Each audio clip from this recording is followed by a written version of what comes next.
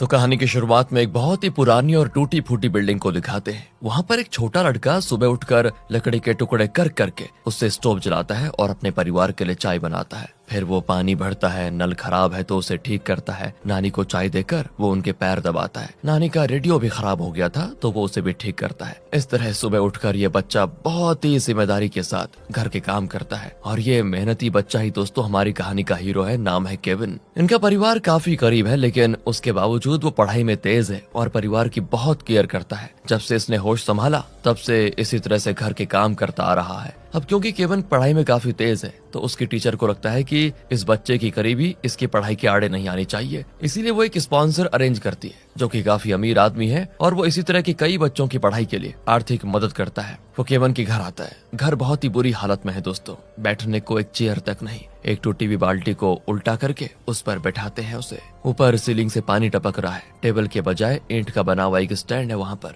एक बीमार नानी जो दीवार को ताक रही है, लगता है मानसिक रूप से पीड़ित है। स्पॉन्सर पूरे घर को देखकर समझ आता है कि ये लोग तो बहुत ज्यादा करीब है और शायद 2 वक्त की रोटी के लिए बहुत ही स्ट्रगल करते हैं। तो स्पॉन्सर केविन के पिता जॉन से कहता है कि देखिए, मैं आपके बेटे की पढ़ाई का पूरा खर्चा उठाने को तैयार हूँ। वैसे मैं बहुत सारे बच्चों को स्पॉन्सर करता हूँ, आप चाहें तो मैं इससे बेहतर घर भी आपको दिला सकता हूँ, क्योंकि ऐसे माहौल में बच्चों को पढ़ने में बहुत मुश्किल होती है। पर जॉन शांत होकर उसकी मदद को ठुकरा देता है। तब केविन की माँ, जिसका नाम जिया है, वो चाय वगैरह बनाकर लेकर आती है। वो जिया को भी समझाता है लेकिन पति पत्नी साफ कह देते हैं कि हम जैसे भी हैं खुश हैं, हमसे जैसा मन पड़ेगा हम अपने बच्चे की पढ़ाई का खर्चा उठा लेंगे। आपने हमारे बच्चे के लिए इतना कुछ करना चाहा उसके लिए बहुत बहुत शुक्रिया, लेकिन हम आपसे कोई मदद नहीं चाहते। स्पॉन्सर भी बाहर आ जाता है दोस्तों, लेकिन वो काफी गुस्से में होता है कि इन्हें अपने बेटे की फ्यूचर की फिक्र ही नहीं है। बताओ, मैं उस बच्चे की लाइफ संवारने की बात कर रहा हूँ और ये लोग हैं कि ठुकरा रहे हैं उस चीज को। तब उस स्पॉन्सर के बेटे को दिखाते हैं दोस्तों, तो वो खेल रहा होता है। केविन बेबस होकर उसको देख रहा होता है क्योंकि उसे भी टैब पर उन गेम्स को खेलने का मन करता है। उनके जाने के बाद यहाँ घर के अंदर जिया वॉश बेसिन के नीचे एक छोटा सा दरवाजा खोलती है तो लाइट जलती है। उस तरफ से किसी ने कपड़े वगैरह धोकर इस्त्री करके रखे होते हैं। फिर दोनों नीचे आते हैं और केविन से कहते हैं कि बेटा, ऊपर तुम्हारे कपड़े धोकर इस्त्री करके रखे हुए हैं, तुम उन्हें पहनकर स्कूल चले जाना। हम दोनों अभी काम के लिए निकल रहे हैं। और दोस्तों, इनकी चाल देखकर पता चलता है कि ये लोग डरे सहमे और छुप छुप कर जा रहे हैं। क्यों? ये लोग अपनी गली को पार करके सड़क पर पहुंचते हैं तो वहाँ पर एक लग्जरी कार खड़ी होती है। पति पत्नी उस कार में जाते हैं और तब पता चलता है कि यार, ये लोग तो रईस है और पैसों की इनमें कोई कमी है ही नहीं। बस केविन के लिए ये लोग इस तरह की गरीबी में जी रहे हैं। बाकी इनका बड़ा बिजनेस है दोस्तों और ये लोग करोड़ों में खेलने वाले अमीर आदमी हैं। तो सोचिए, ऐसे घर में अगर कोई इनके बेटे को स्पॉन्सर करने आए तो ये लोग तो मना नहीं करेंगे तो क्या करेंगे। घर पर केविन बेचारा सारा काम वगैरह करके स्कूल के लिए भागता है। नानी, जो अभी तक व्हील चेयर पर बैठी थी, वो उठ खड़ी होती है और ये कोई बीमार या मानसिक रोगी नहीं बल्कि बहुत ही बढ़िया एक्टर है दोस्तों। केविन के जाते ही वो झट से वॉकी टॉकी उठाकर इन्फॉर्मेशन देती है कि केविन घर से निकल चुका है। और यहाँ पता चलता है कि केविन के घर से लेकर स्कूल जाने तक के रास्ते पर जॉन के परिवार ने सीसीटीवी लगा के रखा हुआ है और हर कोने में दोस्तों इनकी टीम का एक मेंबर है जो केविन पे नजर रखता है कि वो सही सही जा रहा है या फिर नहीं। इन बातों को सुपरवाइज करने का काम इस नानी का काम है। इस नाटक से बेखबर बेचारा केविन रोज घर पर काम करके स्कूल जाता है। केविन स्कूल के लिए जल्दी में भाग भी रहा होता है तो एक कपल से टकरा जाता है जो कि अमेरिकन लगते हैं। वो इंग्लिश में केविन से कोई एड्रेस पूछते हैं जो कि केविन बता देता है। और ये कपल भी रियल नहीं है बल्कि केविन लोगों से किस तरह इंग्लिश में बात करता है, किस तरह उनके साथ पेश आता है, ये जानने के लिए जॉन ने इनको पैसे देकर सेट किया हुआ है। ये सारी चीजें दोस्तों जॉन की टीम अपने सिस्टम्स पर मॉनिटर कर रही होती है। स्कूल के बाद केविन घर लौट रहा होता है। तब जॉन के पेरेंट्स यानी केविन के दादा दादी उसको देखने के लिए आते हैं। वो काफी कॉस्टली कपड़ों में होते हैं और केविन के लिए कॉस्टली गिफ्ट्स भी खरीद कर लाए होते हैं। पर केविन पर तो हर वक्त नजर रखने के लिए एक टीम सेट की हुई है ना जॉन ने, तो वो जॉन को इन्फॉर्म कर देते हैं। जॉन अब परेशान हो जाता है कि अगर कहीं केविन ने इनको इस तरह के ब्रांडेड ड्रेस में देख लिया तो उसे शक हो जाएगा कि हम तो गरीब नहीं बहुत अमीर हैं। वो सोचेगा कि दादा दादी के पास इतना पैसे कहाँ से आए। इसीलिए वो तुरंत उन दोनों को कार में बिठा देता है और पूछता है आप यहाँ पर क्यों आए। अब वो तो जॉन को डांट देते हैं कि तू होता कौन है रे हमारे और हमारे पोते के बीच में दीवार बनकर खड़ा होने की। कल उसका बर्थडे, उसी के लिए गिफ्ट्स लेकर आए हैं। जॉन समझाता है कि देखिए माँ पापा, हमने फैसला किया है कि जब तक वो बड़ा नहीं हो जाता, लाइफ और पैसों की अहमियत समझ नहीं जाता और जिम्मेदार इंसान नहीं बन जाता, तब तक हम उसको ऐसे ही गरीबी में पालेंगे। दादा कहते हैं कि शक हो गया तो कह देंगे कि हमारी लॉटरी लग गई थी। बेचारा हमारा पोता है जिसको सोने की थाली में खाना चाहिए, उसे तुम बहुत टॉर्चर करके खिला रहे हो। ऐसे भी कोई बाप करता है क्या? जॉन कहता है कि माँ, हम भी तो गरीब ही थे और इससे कई ज्यादा मुश्किलों से गुजारे हैं हमने। उस वक्त मुझे जो लाइफ के बारे में सीख मिली वो शायद पैदाइशी अमीर होकर कभी नहीं मिलती। सब कुछ सोने की थाली में परोसा हुआ मिल जाता है तो लाइफ में आखिर सीखता ही क्या आदमी? कुछ नहीं। अब मैं चाहता हूँ कि मेरा बेटा भी शुरुआत से लाइफ को सीखे, ना कि बाप के पैसों से ऐश करे। एक बाप होकर अपने बेटे को एक अच्छा इंसान ही नहीं, अच्छा बिजनेसमैन बनाने की मैं हर कोशिश कर रहा हूँ। इसमें गलती क्या है? आप बताइए। क्या आप लोग चाहते हैं कि मेरे बड़े बेटे की तरह ये भी निकम्मा बन जाए? इसी बीच दोस्तों, केविन का एक फ्रेंड अपने पापा की बड़ी गाड़ी में बैठकर शो ऑफ कर रहा होता है। केविन उदास हो जाता है कि काश मेरे पापा के पास भी ऐसी बड़ी गाड़ी होती। केविन का हाल देखकर दादा जॉन को डांट देते हैं कि देख देख देख, मेरे बच्चे को देख, उसके चेहरे पे कितनी उदासी छाई हुई है। मेरा बस चले तो मैं अपने केविन को ऐसी 100 गाड़ियां दिला दूं। कहकर वो बाहर निकलने वाले होते हैं, लेकिन जॉन उनको अंदर खींच लेता है। और यहाँ फ्लैशबैक में दिखाते हैं कि जॉन ने अपने बेटे को इन हालात में पालने का फैसला क्यों किया, जबकि जॉन तो बहुत अमीर है। जब केविन बहुत छोटा बच्चा था तब जॉन जिया को इस पुराने घर में लेकर आता है और बताता है कि बचपन में मैं इसी घर में पला बड़ा हूँ और यहीं पर मैंने गरीबी से खेला है, जिंदगी के बारे में बहुत कुछ सीखा है। हम अपना वो बड़ा घर छोड़कर अब यहीं पर रहेंगे ताकि हमारे बेटे केविन को भी वो सारी सीख मिले जो मुझे मिली। इस पर जिया गुस्सा होती है कि अपने बड़े बेटे को तो आपने बड़े घर में पाला और पढ़ाई के लिए उसको अमेरिका भेज दिया, लेकिन जब मेरे बेटे की बारी आई तो उसे कंगालों वाली जिंदगी जीने पर मजबूर कर देंगे आप, क्यों? और यहाँ पता चलता है कि जिया जॉन की दूसरी वाइफ है। उसकी पहली वाइफ चल बसी थी और उसी का बेटा फिलहाल अमेरिका में पढ़ रहा है। वहाँ वो पढ़ रहा है दोस्तों, या फिर कुछ और कर रहा है ये तो पता नहीं, लेकिन हाँ बहुत बिगड़ा हुआ लड़का है, यही जॉन का मानना है वैसे। और अपना केविन, जिया का बेटा जो है, उसके लिए जॉन कहता है कि दोनों मेरे ही बेटे हैं और मुझे दोनों से उतना ही प्यार है। अपने बड़े बेटे को तो मैं ठीक से बड़ा नहीं कर पाया, कम से कम छोटे बेटे को तो मैं सिखाना चाहता हूँ कि लाइफ क्या है और पैसों की अहमियत क्या है, मुश्किलें क्या होती है, उनका कैसे सामना करना होता है। ये सब बचपन से सीखेगा तभी आगे चलकर एक अच्छा इंसान बन पाएगा और फिर मेरे बिजनेस को सही दिशा में लेकर जा पाएगा। इस तरह समझाने पर जिया जॉन के इस प्लान के लिए मान गई थी और फिर वो केविन को, जो उस वक्त बहुत ही छोटा था लेकिन काफी चबी बेबी था दोस्तों, उसे इस पुराने घर में लेकर आ गए और तब से वो यहीं पर पलने लग गया। उस बिल्डिंग में उनके पड़ोसी भी इन्हीं के सेट किए हुए हैं दोस्तों, जो पैसों के लिए एक्टिंग कर रहे हैं। प्रेजेंट में केविन के बर्थडे के लिए उसके दादा दादी आ जाते हैं। ये लोग हमेशा उसके बर्थडे पर उसे एक बड़ी रकम देते हैं ताकि पोता कुछ अपने लिए खरीद ले, पर ये चीजें जॉन को पसंद ही नहीं है, इसलिए इस बार वो उन्हें सिक्योरिटी चेक की तरह पूरा टटोलता है और चेक करता है कि कहीं इनके पास कोई पैसे तो नहीं है। लेकिन इस बार जिया दादी के सॉक्स में पैसे देख लेती है और कहती है, क्या माँ जी, कितनी बार कहा है उसके लिए पैसे मत लाइए, वो बिगड़ जाएगा। और तब एक औरत चिल्लाती है कि केविन स्कूल से निकल गया है और घर आ रहा है। बस दोस्तों,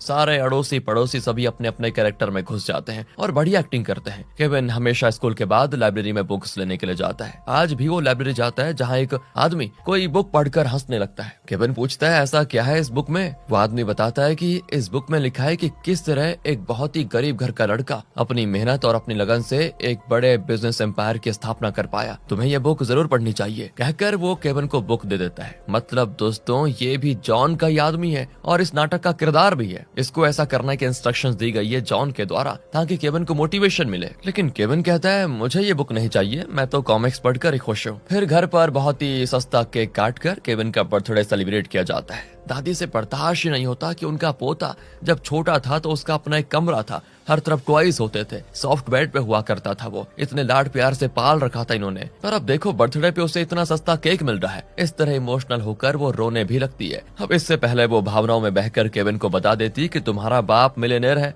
तो जॉन उसके मुंह में केक घुसेड़कर उन्हें चुप करा देता है। और तब नानी दोस्तों वॉकी टॉकी उठाकर जॉन की टीम को इंस्ट्रक्शन देती है कि ये बुढ़िया बहुत नाटक कर रही है, कहीं अपना खेल बिगाड़ न दे, इसे तुरंत बाहर लेकर जाओ। असल में ये केविन की असली नानी नहीं है, बल्कि जब केविन बहुत छोटा था तो उसकी देखभाल करने के लिए इन्हें काम पे रखा हुआ था जॉन ने, और क्योंकि ये तब से परिवार के साथ थी तो केविन को इनसे बहुत लगाव हो गया। वो इन्हें अपनी नानी ही समझता है और इनकी बहुत केयर भी करता है। अब जॉन की टीम के आदमी आकर दादी को उठाकर बाहर लेकर जाते हैं, लेकिन तब दादा अपना विग निकालकर उसके अंदर से कुछ पैसे निकाल कर केविन को देते हैं। इन लोगों ने सब कुछ चेक किया लेकिन दादा का विग देखना भूल गए। और ये देखिए दोस्तों, उनके जाने के बाद केविन वो पैसे जॉन को दे देता है, क्योंकि उसे घर के हालात पता है, कोई उसे पैसे दे दे तो वो सीधा उसे अपने पेरेंट्स को ही देता है ताकि घर के खर्चे में काम आ पाए। अपने लिए वो कुछ नहीं करता। इतना ही नहीं, जॉन चाहता है कि केविन घर के खर्चों के बारे में भी जानकारी रखे। वो केविन से पूछता है कि बेटा, पिछले महीने पापा को कितनी पगार मिली और घर के लिए कितना खर्चा हुआ। बस इस एक सवाल पर केविन एक पूरी क्लियर लिस्ट बताता है कि घर में कितने पैसे आए, घर में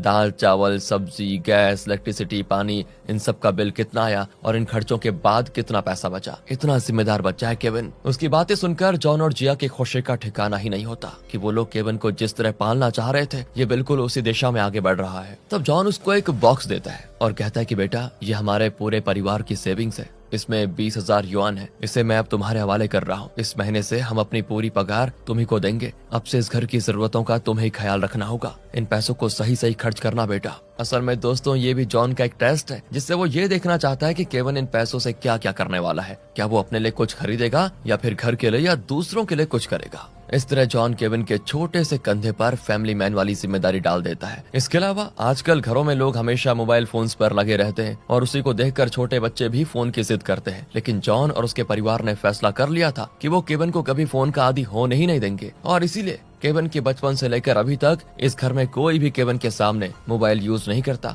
बल्कि वो हर वक्त हाथ में बुक लिए उसे पढ़ते हैं या फिर पढ़ने की एक्टिंग तो करते ही हैं। और इसी वजह से केविन को बुक्स पढ़ने में दोस्तों काफी इंटरेस्ट हो जाता है। लेकिन एक दिन जिया के बुक से एक टच फोन गिरता है। केविन उसके पास जाकर पूछता है कि माँ क्या आपके पास इस तरह का टच फोन भी है? पर जिया झट से उसे छुपाकर बटन फोन दिखाकर कहती नहीं तो मेरे पास तो ये छोटा फोन ही है। केविन का ध्यान भटकाने के लिए जॉन घर की सीलिंग ठीक करने लग जाता है। तब उसका शो जरा फट जाता है। ये देखकर केविन कहता है कि पापा सबसे पहले तो कल आपके लिए एक अच्छा शू खरीदेंगे। जरूर मार्केट में कोई ना कोई ऑफर लग रहा होगा, कम दाम में अच्छे शूज मिलते हैं कभी कभी। केविन के पेरेंट्स काफी प्राउड फील करते हैं कि हाथ में पैसे आते ही उसने अपने बारे में नहीं बल्कि पापा के बारे में सोचा कि उनको शूज की जरूरत है। केविन के सोने के बाद वो अपने कमरे की अलमारी खोलते हैं तो अंदर एक लिफ्ट होता है दोस्तों। वो झट से उसमें चढ़कर पहुंच जाते हैं बिल्डिंग के बेसमेंट में, जो कि काफी बड़ा है। मतलब दोस्तों इस टूटे फूटे बिल्डिंग के बेसमेंट में चल रहा है जॉन और उसके परिवार का हाई लेवल ऑपरेशन, जिसके लिए एक बहुत बड़ी टीम हायर करके रखी हुई है इन्होंने। सालों साल चलने वाले इस नाटक के बैक स्टेज पर ये सब काम कर रहे हैं देखा, और इनका इकलौता मकसद यही है कि मालिक के बेटे को 24 घंटे मॉनिटर करे। इतना ही नहीं, केविन की लाइफ एकदम फुली प्लान करके रखी है जॉन ने, जैसे कि उसकी रोज की दिनचर्या क्या होगी, उसे रोज किन लोगों से मिलना है, किन से बात करना है, उसकी लाइफ में कौन सी घटनाएं होनी है। ये सब कुछ नैसर्गिक तरीके से होने के बजाय एक स्टेज ड्रामा की तरह हो रहा है दोस्तों, जिसमें घटनाएं बिल्कुल प्लान्ड है। लेकिन बेचारा केविन कुछ जानता ही नहीं, वो तो अपनी असलियत को सच मान कर जी रहा है और उन घटनाओं से गुजर रहा है जिससे उसको नहीं गुजरना चाहिए था। जॉन उन्हें बताता है कि पिछले 5 साल से आप लोगों ने इस मिशन पर जो बढ़िया काम किया है उसके लिए मैं सबकी सैलरी डबल कर रहा हूँ। सुनकर सभी खुश हो जाते हैं। यहाँ सीन शिफ्ट होता है फ्लैशबैक में, जिसमें बताते हैं कि ये मिशन शुरू कैसे हुआ। केविन बहुत छोटा था, उसे जॉन के शानदार घर में पाला जा रहा था। उसकी पसंद की हर चीजें उसे मिलती थी, चाहे वो आइसक्रीम हो, कैंडी हो, कॉस्टली टॉयज हो, सब कुछ देकर उसे एक लग्जूरियस माहौल में रखा हुआ था। ऐसे में अचानक उसे एक टूटी फूटी बिल्डिंग में लाकर उसके फूड हैबिट से लेकर सब कुछ चेंज करने की कोशिश की थी जॉन ने। शुरू में वो काफी रोता था, कुछ नहीं खाता था, रात को सोता नहीं था। उसे बड़े घर में एसी रूम में सोने की आदत थी, लेकिन यहाँ पर एक खटारा फैन के नीचे उसको नींद नहीं आती, तो ये लोग कपड़े से एक पालना बनाकर उसे दोनों हाथ में लेकर हिलाते हैं और खुद रात भर जागते हैं। सीलिंग इतनी खराब होती है कि अगर ऊपर से कोई झूला लटकाया जाए तो सीलिंग ही नीचे आ जाए। इस तरह बहुत ही मुश्किल से ये लोग केविन को इस घर में एडजस्ट करवा पाए। तब उन्होंने केविन के लिए केयर टेकर को रखने का फैसला किया और इस नानी को रख लिया, जिसे केविन अपनी नानी समझता है। प्रेजेंट में दोस्तों सुबह होती है तो केविन जल्दी उठकर मार्केट जाता है और घर के लिए सब्जियां मांस वगैरह खरीद लाता है। उसे सिर्फ कुछ गिनी चुनी दुकानों में ही चीजें खरीदने को कहा था जॉन ने, क्योंकि जॉन ने उन्हें भी पैसे देकर सेट किया था। हर बार केविन मोल तोल करके ही चीजें खरीदता है, दुकानदार भी उसके हिसाब से दाम कम करके दे देते हैं। सब खरीद कर वो घर आता है तो उसको देखकर जिया बड़ी खुश होती है कि इस छोटी सी उम्र में इसकी कितनी जिम्मेदारियां हैं बताओ, और वो बखूबी संभाल रहा है इनको। और वो पीछे एक बॉक्स छुपा कर लेकर जा रहा था, तो जिया और खुश होती है कि जरूर वो जॉन के लिए नए शूज खरीद कर लेकर आया होगा। फिर वो सब्जियां वगैरह ले जाकर किचन में एक दरवाजे पे नॉक करती है, तो दरवाजा खुलता है और उस तरफ एक और किचन होता है। वहाँ कुछ लोग कुकिंग कर रहे होते हैं। सामान लेकर वो कुछ डिशेस जिया को देते हैं। मतलब कि ये अमीर लोग जो गरीब की लाइफ जी रहे हैं, ना तो ये खुद कुकिंग करते हैं, ना खुद अपने कपड़े धोते हैं, हर चीज के लिए नौकर रखे हुए हैं, पर बेटे से सब कुछ करवा रहे हैं। यार कैसा कष्ट दे रहे हैं उसको ये। दूसरी ओर जॉन बहुत ही गुस्से में होता है, क्योंकि असल में केविन जॉन के लिए शूज नहीं बल्कि अपने लिए टैब खरीद कर लाया था। कहानी में ट्विस्ट आ चुका है दोस्तों। और ये देखिए बाथरूम में भाई साहब उसमें कोई गेम खेलते हैं और फिर उसे वहीं एक जगह छुपा कर बाहर आ जाता है। ये सारी चीजें सीसीटीवी पर देखकर अब जॉन परेशान हो जाता है कि इतने सालों से उसने अपने बेटे को जिस ढांचे में ढालने की कोशिश की वो सब एक ही पल में मिट्टी में मिल गया। सेविंग्स के पैसों से केविन ने ना घर के लिए कुछ खरीदा ना जॉन के लिए शूज खरीदे। वो टैब जैसी बेकार चीज लेकर आ गया जबकि उसकी इन्हें जरूरत ही नहीं थी। ये लोग सीसीटीवी पर चेक करते हैं कि केविन ने वो टैब कहां से खरीदा। असल में उसने एक दुकान से खरीदा था जहां कोई ऑफर चल रहा था और 1 हफ्ते के अंदर उसको लौटाया जा सकता है। जिया कहती कि देखा इसीलिए मेरे बेटे ने खरीदा कि 1 हफ्ता इसे यूज करके लौटा दूंगा तो पैसे वापस मिल जाएंगे, पर आपने मेरे बेटे को गलत समझा। वो देखो अभी से बिजनेस माइंड सोच रहा है। फिर जॉन काम के लिए किसी दूसरे टाउन जाने का बहाना करके पोटली वगैरह बांध कर घर से निकलता है। वो केविन से कहता है कि बेटा जब तक मैं नहीं लौटा था तुम ही हेड ऑफ द फैमिली हो, तुम्हें इस घर को संभालना है, माँ और नानी का ख्याल रखना, ठीक है। इस तरह इमोशनली कहकर वो चला जाता है। तब जॉन का शू टूट कर गिर जाता है तो केविन रो पड़ता है कि मैंने गलती कर दी, टैब खरीदने के बजाय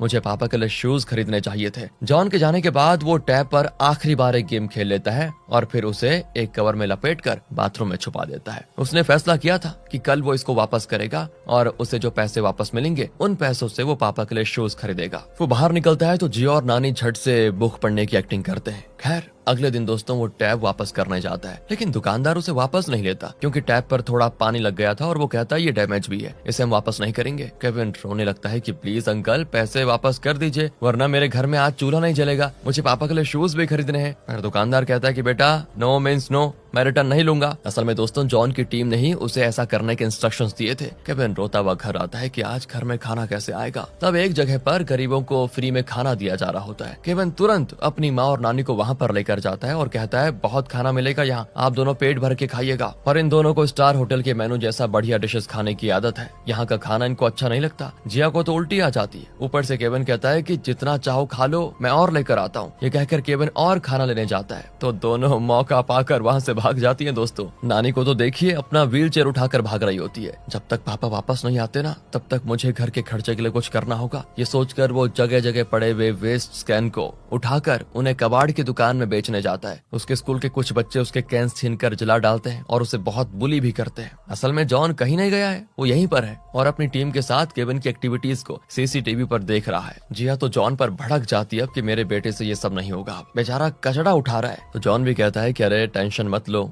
बचपन में मैंने इससे भी ज्यादा कचरा उठाया था। हर काम इंसान को कोई न कोई सीख जरूर देता है, सीखने दो मेरे बेटे को। तब ये लोग सीसीटीवी में देखते हैं कि केविन कैंस लेकर जा रहा होता है और फिर वो एक सुपरमार्केट में रुकता है, वहां अंदर जाता है क्योंकि यहाँ उसे वेस्ट कैंस मिलने के चांसेस है। अंदर कैश बॉक्स खुला होता है और उसमें नोट के गड्ढे पड़े होते हैं। यहाँ इन सब का दिल धक धक कर रहा होता है कि घर की हालात और गरीबी के बारे में सोचकर कहीं बेटा कैश बॉक्स पर हाथ साफ न कर दे। सब डरे सहमे देख रहे होते हैं। केविन का हाथ उस कैश बॉक्स की ओर जाता है लेकिन वो उसे बंद करके वहाँ के स्टाफ से कहता है कि दीदी अगर कैश जमा हो जाए तो उन्हें फेंक मत देना, मैं कल आकर ले जाऊंगा आपसे। तब जाकर इनकी जान में जान आती है कि नहीं बेटा बिगड़ा नहीं, वो सही रास्ते पे जा रहा है, उसका जमीर फिसला नहीं। केविन जिस रास्ते से गुजरता है अब ये लोग वहाँ कैंस डालने लगते हैं ताकि उसे आसानी से कैंस मिले। फिर वो भी उन कैंस को उठा रहा होता है और तब कॉस्टली बाइक में एक आदमी आता है जो कहता है कि बेटा मैं तुम्हारे सारे कैंस खरीदूंगा। दिखने में तो अमेरिकन लगता है और इंग्लिश में पूछता है क्या मेरी बाइक में एक राइड चलोगे। केविन भी उससे इंग्लिश में बात करता है और कहता है कि हाँ जरूर चलूंगा। फिर वो केविन को एक लग्जरी होटल में ले जाकर वहाँ के रेस्टोरेंट में बहुत सारे डिशेस खरीद कर देता है कि खाओ बेटा। इस तरह का खाना केविन ने कभी देखा ही नहीं था और काफी टेस्टी भी होता है उसके लिए। वो तो एकदम दबा के खाता है। दोस्तों होटल के बाहर जॉन के आदमी उस पर नजर रखे हुए हैं। इन लोगों ने केविन की इंग्लिश इंप्रूव करने के लिए किसी इंग्लिश ट्यूटर को बुलाया है तो वो समझते हैं कि यही वो ट्यूटर है और इस तरह होटल में लाकर वो कैजुअली केविन को इंग्लिश सिखा रहा है। तब वो आदमी केविन से कहता है कि मेरा एक दोस्त है, वही तुम्हारे कैंस खरीदने वाला है, चलो उससे मिलवाता हूँ तुम्हें। ये कहकर वो केविन को नीचे लेकर जाता है। वहाँ उसका दोस्त बैठा होता है जो कहता है भाई मैं तुमसे कैंस खरीदने को तैयार हूँ, तुम बस रेट बताओ। केविन कहता है कि मैं 10 युआन लूंगा। इस पर वो कहता है कि मैं तुम्हें 100 दूंगा, पर डील करने से पहले तुम यहाँ जरा नहाना पसंद करोगे क्या। केविन भी खुश हो जाता है कि हाँ ऐसी जगह पे बाथरूम भी बढ़िया ही होगा। इसी बीच यहाँ जॉन की टीम रिलैक्स होकर खेल रही होती है। नानी पूछती है केविन इस वक्त कहाँ पर है। वो कहते हैं कि फिलहाल तो वो अपने इंग्लिश ट्यूटर के साथ है। उसने केविन को अपनी बाइक में पिकअप किया और उसे एक बड़े होटल में खाना भी खिला रहा है। नानी चौंक जाती, ये क्या बकवास है, आज केविन का शेड्यूल में ऐसा कोई इंग्लिश ट्यूटर है ही नहीं। हे भगवान, कहीं किसी और ने हमारे छोटे मालिक को किडनैप तो नहीं कर लिया। सब घबराकर उस होटल में आते हैं और बाइक वाले आदमी की धुलाई करते हैं। केविन तो नहा रहा होता है। बाइक वाले के दोस्त को भी ये लोग पीट देते हैं और केविन को वहाँ से बचा कर लेकर जाते हैं दोस्तों। और फिर पता चलता है कि बाइक वाले का दोस्त और कोई और नहीं, जॉन का बड़ा बेटा बैरी है। पर इससे पहले कि केविन को कुछ पता चले, वो उसे वहाँ से लेकर चले जाते हैं। जी हाँ, फिर बैरी की मरहम पट्टी कर रही होती है। वो कहता है कि अरे मैं तो बस यहाँ घूमने आया था, सोचा अपने छोटे भाई से मिल लूं, और आप लोगों ने तो हद ही पार कर दी ना। उस बेचारे को ऐसी बदतर लाइफ जीने पर क्यों मजबूर कर रहे हैं आप लोग। तो जॉन कहता है कि वो इसीलिए बेटा कि तुम्हारी तरह वो आवारा और गैर जिम्मेदार नहीं बन जाए। वैसे वो अमेरिकन कौन है? बैरी बताता है कि वो मेरा लिव इन पार्टनर है। जॉन अब अपना माथा पीट लेता है कि अपनी खुद की लाइफ तो तुमसे संभाली नहीं जा रही, ऊपर से लिव इन पार्टनर भी है तुम्हारा। मेरा मुंह मत खुलवाओ अब और चुपचाप वापस अमेरिका चले जाओ। अब घर पे केविन जॉन से माफी मांगता है कि पापा, मैं आपकी तकलीफ को नहीं समझ पाया और शूज के बजाय टैब लेकर आ गया। आइंदा मैं कभी ऐसा नहीं करूंगा पापा। जॉन भी कहता है कि तुमने अपनी गलती मानकर माफी मांग ली, ये कोई छोटी बात नहीं है बेटा। आगे से जो भी करो सोच समझ कर करो बस। तुम रो मत, पापा तुमसे गुस्सा नहीं है अब। वैसे शायद तुम कैंस कलेक्ट करके उन्हें बाहर बेचकर पैसे कमाने की सोच रहे हो, है ना? बहुत अच्छी कोशिश की तुमने, लेकिन इस तरह कैंस के लिए जगह जगह भटकने से अच्छा है कि तुम किसी स्टेडियम में जाओ, क्योंकि वहाँ मैच में कोई ना कोई टीम तो हारेगी। तब ऑडियंस ग्राउंड्स पर कैंस फेंकते हैं, वहाँ तुम्हें ढेर सारे कैंस एक ही जगह मिल जाएंगे। और दोस्तों फिर अगले दिन एक मैच भी होता है जिसमें एक टीम बहुत ही खराब खेल कर हार जाती है, और तब ऑडियंस ढेरों कैंस, प्लास्टिक बॉटल्स, सारी चीजें प्लेयर्स पर दे मारते हैं, और केविन उन सारे कैंस और बोतल्स को कलेक्ट कर लेता है। उसकी खुशी और सफलता देखकर उसका परिवार बड़ा खुश हो रहा होता है। लेकिन ताज्जुब की बात यह है कि मैच में भी जॉन की सेटिंग है और उसने इन दोनों टीम्स को पैसे देकर ये मैच करवाया और इस तरह अपने बेटे को पैसे कमाने में मदद की। सब तो बढ़िया है दोस्तों, लेकिन सोचने वाली बात यह है कि अपने बेटे को गरीब रखने के लिए, उसे निचले स्तर की लाइफ एक्सपीरियंसेस दिलाने के लिए ये लोग मिलियंस खर्च कर रहे हैं। ध्यान देने वाली बात है, गरीबी इतनी महंगी भी नहीं होनी चाहिए, है ना? आपका क्या ख्याल है वैसे? खैर, सुबह हो जाती है और एज यूजुअल केविन घर में अपना काम निपटा कर स्कूल के लिए भागता है, और उसे इतना तेज भागते देखकर एक स्पोर्ट्स कोच उसके घर पर आ जाता है और जॉन से कहता है कि अगर इस उम्र से केविन को अच्छी ट्रेनिंग दी जाए तो फ्यूचर में वो एक बहुत ही सक्सेसफुल एथलीट बन जाएगा। मैं जानता हूँ कि आप एक कोच अफोर्ड नहीं कर सकते, लेकिन मैं खुद को स्पॉन्सर ढूंढ लूंगा या फिर उसे फ्री में ट्रेन करने को तैयार हूँ मैं। और केविन को भी तो एथलीट बनने में बहुत इंटरेस्ट है और वो बहुत ही खुश भी होता है, लेकिन जॉन उसे एथलीट नहीं बनाना चाहता, बल्कि उसे पैसों की अहमियत समझाकर उसे अपने बिजनेस का वारिस यानी सक्सेसर बनाना चाहता है। उसी के लिए तो वो इतने पैसे खर्च कर रहा है, लेकिन अब अगर वो मना करेगा तो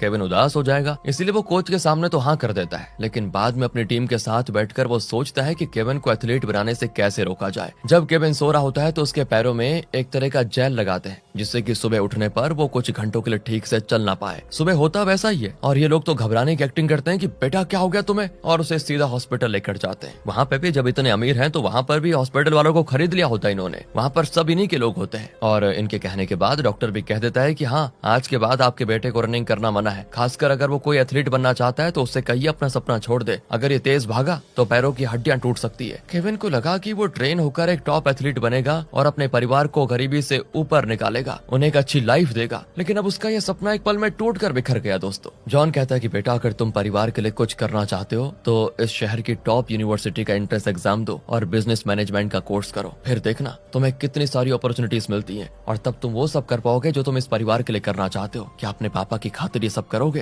केविन कहता है ओके। जॉन कहता है कि तुमने पापा की बात मानी, इसी खुशी में मैं तुम्हें एक साइकिल दिलाऊंगा ताकि तुम्हें रोज भागकर स्कूल जाने की जरूरत ही ना पड़े। और अब साइकिल के आने से दोस्तों केविन की लाइफ एकदम से बदल जाती है। उसे एक फ्रेंड भी मिलती है और वो उसे भी पिकअप करके स्कूल जाता है। पापा के साथ मजे से खेलता भी है। जब कोई बिजनेस मीटिंग होती है ना तो जिया बढ़िया ड्रेस पहनकर काफी मेकअप करके जाती है, लेकिन घर आने से पहले सारा मेकअप उतार कर एकदम नॉर्मल ड्रेस पहन लेती है। इस तरह कुछ साल बीत जाते हैं। केविन और उसकी फ्रेंड अब काफी बड़े भी हो चुके हैं, लेकिन अभी भी दोनों साइकिल में साथ घूमते हैं। जब लोग इनके रिश्ते को लेकर बातें बनाते हैं ना तो जिया जॉन से कहती है अब बेटा बड़ा हो गया है, इस उम्र में ये सब नॉर्मल है। लोगों का क्या है, हर चीज पर बात करने की उनको आदत ही होती है। पर केविन बहुत ही रिस्पॉन्सिबल बच्चा है और जैसा हम चाहते हैं वो यूनिवर्सिटी में जरूर पढ़ेगा और ऐसी कोई गलती नहीं करेगा। तो दोस्तों एक दिन केविन टेरेस पर बैठकर पढ़ रहा होता है तो पास ही के ग्राउंड में कुछ एथलीट्स भाग रहे होते हैं। केविन, आपको याद होगा, एथलीट बनना तो चाहता ही था, लेकिन डॉक्टर ने उसे भाग दौड़ करने से मना जो कर दिया था। बेचारा उदास होकर उनके को देख रहा होता है बस। अब एक दिन वो स्कूल से लौट रहा होता है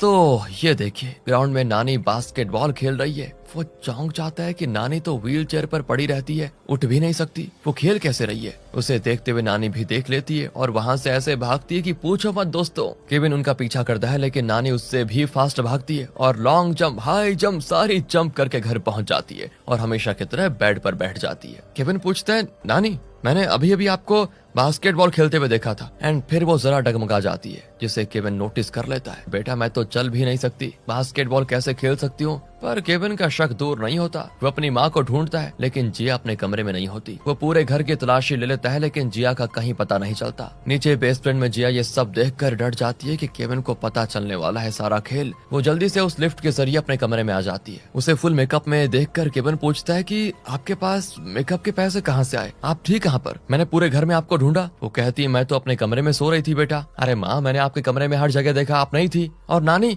बास्केटबॉल खेल रही थी, मुझे देखती भागकर यहाँ पर आ गई और बेड पर लेट गई। जिया कहती है बेटा क्या हो गया है तुम्हें, शायद तुम्हारी तबीयत खराब है इसलिए तुम्हें इस तरह के ये भ्रम आ रहे हैं। नानी तो चल ही नहीं सकती ना, और मैं अपने कमरे में सोई भी थी। बेचारे केविन का सर चकराने लग जाता है कि क्या हो रहा है ये। वैसे जब केविन थोड़ा बड़ा हुआ दोस्तों, तब से उसको न जाने क्यों लगता है कि उसके इर्द गिर्द कुछ तो हो रहा है जिसे वो समझ नहीं पा रहा। जैसे कि सब कुछ बाय चांस नहीं बल्कि एकदम परफेक्ट प्लान करके उसकी लाइफ में घटनाएं घट रही है। वो इस बारे में जॉन से भी बात करता है लेकिन जॉन उसको ठीक से जवाब नहीं देता और कहता है कि बेटा फिलहाल तुम बस उस यूनिवर्सिटी एंट्रेंस एग्जाम पर ध्यान दो, बाकी की बातों में ध्यान मत लगाओ अपना। अब जॉन को लगता है कि नानी की वजह से उसका बना बनाया प्लान फेल होने पे आ गया था। क्यों ना नानी को ही नाटक से हटा दिया जाए। तो अगली सुबह जब केविन उठता है तो जॉन और जिया उसे बता देते हैं कि कल रात नानी स्वर्ग सिधार गई बेटा। हमने तुम्हें नहीं बताया क्योंकि तुम्हारी नींद खराब हो जाती और तुम पढ़ाई पर ध्यान नहीं दे पाते। यहाँ नानी को लाश की तरह लेटे रहने के लिए सारे अरेंजमेंट्स किए जा चुके थे और उनका फ्यूनरल भी होता है। ओ माय गॉड, सभी तो रोने की एक्टिंग करते हैं दोस्तों लेकिन बेचारा केविन सच में रो रहा होता है। बचपन से नानी ने केविन के देखभाल जो की थी और केविन को उनसे इतना लगाव हो गया था कि क्या बताएं। और बॉक्स के अंदर लेटी हुई नानी केविन का दर्द सह नहीं पाती और वो भी रोने लग जाती है। इससे पहले कि नानी इमोशनल होकर उठ जाती, सभी मिलकर केविन को वहाँ से लेकर जाते हैं। नानी बहुत दुखी होती है कि आज के बाद वो केविन को कभी देख नहीं पाएगी क्योंकि केविन के लिए तो वो मर चुकी है। पर जॉन कहता है कि आप डायरेक्टली उससे भले ही ना मिले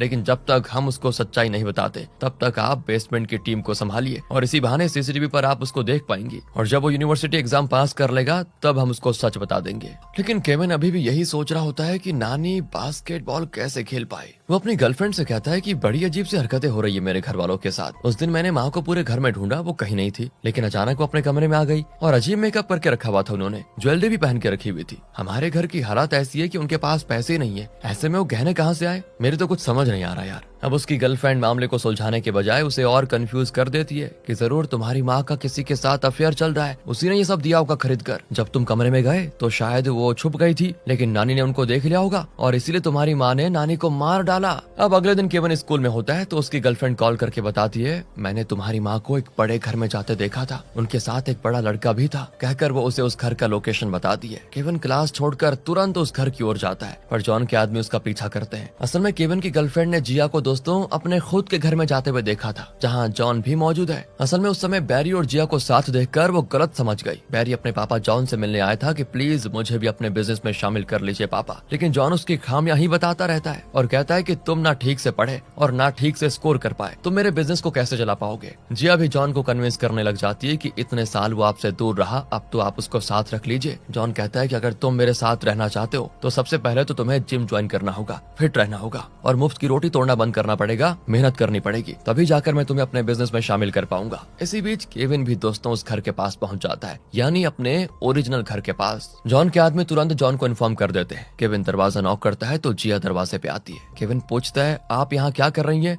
वो कहती है मैं और तुम्हारे पापा यही तो काम करते हैं बेटा। माँ और पापा को साथ देखने के बाद ही केविन को चैन आता है कि चलो माँ का कोई अफेयर नहीं है। दरअसल इन दोनों ने अपने घर के नौकरों को अच्छे ड्रेस पहनाकर उन्हें मालिकों की तरह बैठाया होता है और खुद नौकरों का ड्रेस पहनकर केविन से बात कर रहे होते हैं। और तो और इन्होंने बैरी के हाथ पैर बांधकर उसे बाथरूम में छुपा दिया था ताकि वो केविन के सामने इनकी पोल न खोल दे। लेकिन ये देखिए दोस्तों वो किसी तरह बाहर निकल कर आ जाता है, लेकिन इससे पहले कि केविन उसको देखता, जॉन केविन को डाइवर्ट करता है और उसे लेकर पानी में कूद पड़ता है। तब तब जॉन के आदमी फिर बैरी को पकड़ कर लेकर जाते हैं। केविन जॉन से कहता है कि जैसा आप चाहते थे मैं उस यूनिवर्सिटी का एंट्रेंस एग्जाम दूंगा और अच्छे नंबर से वहाँ एडमिशन भी लूंगा। ये सोचकर जॉन बड़ा खुश होता है। दूसरी ओर बैरी जिम में बहुत मेहनत कर रहा होता है कि किसी भी तरह बस अपनी बॉडी को फिट बनाऊंगा और फिर पापा मुझे अपना पार्टनर बना लेंगे। यहाँ केविन जब भी बाहर जाता है तो आसपास के लोग उसको बड़ी अजीब तरह से देखते हैं, जिसे वो नोटिस भी करता है। उसे बड़ा अजीब लगता है और पहले जो शक था ना वो अब और कई गुना ज्यादा बढ़ जाता है। आखिर वो स्कूल एग्जाम में हाई मार्क्स स्कोर करता है तो सब बड़े खुश होते हैं। फिर वो यूनिवर्सिटी का एग्जाम देने जाता है। वो बार बार किसी बात को सोच सोच कर एग्जाम लिख रहा होता है। एग्जाम के बाद बाकी सारे स्टूडेंट्स बाहर आ जाते हैं लेकिन केविन बाहर नहीं आता। उसका परिवार घबरा जाता है कि क्या हो गया। वो सिक्योरिटी से पूछते हैं तो वो कहता है कि सारे स्टूडेंट्स चले गए, अंदर कोई नहीं है। कहीं केविन घर तो नहीं चला गया, शायद हमने ध्यान ही नहीं दिया। ये सोचकर वो घर आते हैं तो घर के बेसमेंट में जहाँ इनका इतना बड़ा सीक्रेट ऑफिस है वहाँ केविन का बैग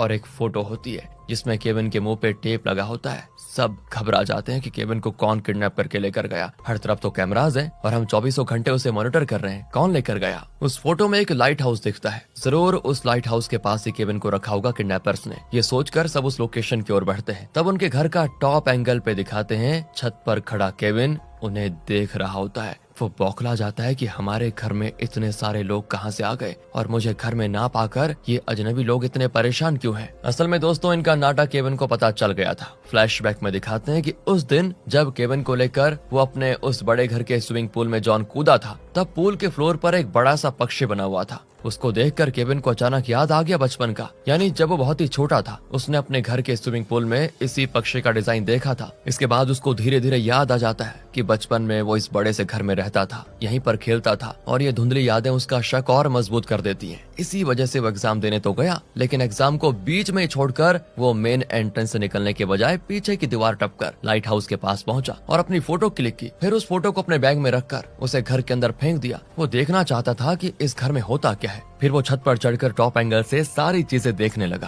प्रेजेंट में दोस्तों सभी केविन की तलाश में उस लाइट हाउस की ओर चले गए हैं। सबके जाने के बाद वो जिया के कमरे में जाता है और अलमारी खोलकर उस लिफ्ट में चढ़ता है और सीधे पहुंच जाता है बेसमेंट में। वहाँ की दीवारों पर बचपन से लेकर अभी तक की केविन की सारी फोटोज होती हैं। उसका एक शेड्यूल भी होता है कि रोज उसे किन किन से मिलना है, किस तरह की घटनाएं उसकी लाइफ में होंगी। ये सब कुछ आर्टिफिशियली प्लान करके एग्जीक्यूट किया जा रहा था। सोचिए केविन के माइंड में क्या चल रहा होगा। उसे लगता है कि बचपन से लेकर अभी तक उसने जो जिंदगी जी थी वो नकली थी, जो कि किसी और ने उसके लिए प्लान करके रखी हुई थी। और जब इंसान को रियलाइज होता है कि उसकी पूरी लाइफ ही बहुत बड़ा झूठ था तो सोचे यार उसकी मानसिक स्थिति क्या होगी। वो केविन के साथ भी हो रहा है दोस्तों।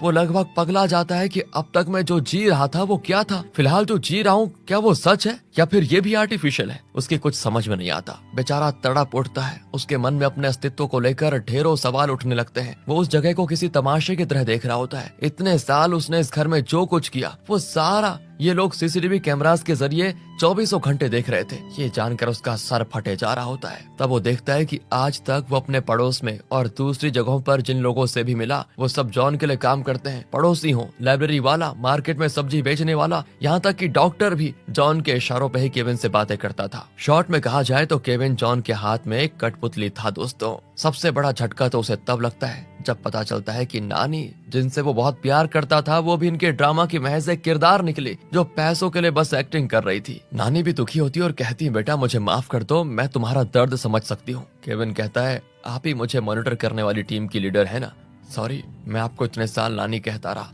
ये सुनकर नानी भी टूट जाती है। इतने में बाकी लोग भी वहाँ वापस आ जाते हैं। जिया बहुत रोती है कि बेटे को इस नकली जिंदगी का पता चल गया और शायद वो इनको माफ नहीं करेगा। लेकिन जॉन थोड़ा स्माइल करके केविन को शांत करने की कोशिश करता है और कहता है कि हम यूनिवर्सिटी एग्जाम के बाद तुम्हें सब कुछ बताने ही वाले थे बेटा। हमने नहीं सोचा था कि तुम्हें इस तरह पता चल जाएगा। हम गरीब नहीं थे बेटा, बहुत ही अमीर है, पर अमीर बाप का बेटा होकर तुम्हारे बड़े भाई ने जो आवारागर्दी की ना, उसके बाद मैंने फैसला कर लिया कि तुम्हें मैं उस तरह बिगड़ने नहीं दूंगा। इसलिए हमने ऐसा माहौल में तुम्हें बड़ा किया ताकि तुम एक जिम्मेदार इंसान बन जाओ। इस तरह जॉन उसको काफी दिलासा देने की कोशिश करता है लेकिन केविन सिर्फ एक सवाल करता है, क्या आप सच में मेरे पापा हैं या मेरे पापा कोई और हैं और आपको उन्होंने क्या हायर करके रखा हुआ है मेरा पापा बनने के लिए? जिया तो ये सुनकर केविन से लिपट कर रोती भी है और उसे बहुत समझाती है कि ये सब हमने तुम्हारी भलाई के लिए किया बेटा। लेकिन वो कहता है कि मुझे एक छोटी जिंदगी जीने पे मजबूर करके आप लोगों को लगा कि इससे मेरी भलाई होगी। वाह, प्लीज मुझे अपने हाल पे छोड़ दीजिए। मुझे आपका कुछ नहीं चाहिए, मैं आजाद जिंदगी जीना चाहता हूँ। जिया उसका हाथ पकड़कर रोती है, लेकिन फिर वो हाथ छोड़ देती है कि जाओ बेटा, तुम जहाँ भी रहो, जैसी भी लाइफ चुनो, बस खुश रहो। केविन सीधे जाकर बेसमेंट का शटर खोलता है। उस तरफ कोई आश्रम होता है जहाँ पे बच्चे मजे से खेल रहे होते हैं। उनको खेलते देखकर केविन को अजीब सा चैन महसूस होता है और वो पानी में कूदकर मजे से वहाँ से भागता है। अब जॉन को अपनी गलती का एहसास होता है दोस्तों, कि मैं कितना सेल्फिश था। अपने मकसद के लिए मैंने अपने बेटे को नकली जिंदगी जीने पे मजबूर कर दिया। यहाँ से बैरी को दिखाते हैं जो अब काफी फिट हो चुका है और अपने दोस्त के साथ एवरेस्ट पर चढ़ने जा रहा है। दोनों ऊपर तक पहुँच भी जाते हैं। जिस बेटे को जॉन निकम्मा कहता रहा, उसने ये कर दिखाया, बताओ। बैरी बहुत खुश होता है और शायद इसी मकसद के लिए वो जिम में ट्रेन करने गया था। वो चिल्लाता है कि पापा मैं निकम्मा नहीं हूँ, बहुत कुछ कर सकता हूँ। दूसरी ओर दोस्तों, केविन आखिर एक एथलीट बन ही जाता है और एक मैराथन में दौड़ रहा होता है। बैरी और उसके दोस्त उसके साथ भागते हुए उसे खूब चीयर करते हैं। जॉन और जिया अपने शानदार घर में बैठकर मैराथन का लाइव देख रहे होते हैं। लगता है केविन ने इनके साथ सुलह कर ली है और दोनों अपने बेटे के लिए बड़े खुश हैं। मैराथन भागते भागते बेचारा आदत का मारा साइड में पड़े हुए कैंस और बॉटल्स उठाने में लग जाता है और सब कुछ समेट कर भाग रहा होता है। देखो, ये देखकर जॉन अपना माथा पीट लेता है कि हे भगवान, जिस तरह कुत्ते ने जहाँ खंबा देखा वहाँ पैर उठा लिया, ये मेरा वारिस जहाँ कैंस देखता है उठा लेता है। तो जिया भी कहती है, उसे दोष क्यों देते हो? तुम्ही ने तो उसे बचपन में ये सब सिखाया था, बेचारा उसको भुला नहीं पाया। अब आइंदा मेरे बेटे की लाइफ में तुमने दखल दिया ना, तो मुझसे बुरा कोई नहीं होगा। उसे अपनी मर्जी की लाइफ जीने दो। इस तरह मजाक करते करते वो टीवी देख रहे होते हैं और इसी के साथ दोस्तों ये कहानी यहाँ पर खत्म होती है। मतलब आप बताइए आपको क्या लगता है? थोड़ा अलग किस्म की मूवी थी, मजा आया होगा आपको। एक्सप्लेनेशन कैसा लगा कमेंट करके बताइए। ध्यान रखिए अपना एंड थैंक्स फॉर वॉचिंग।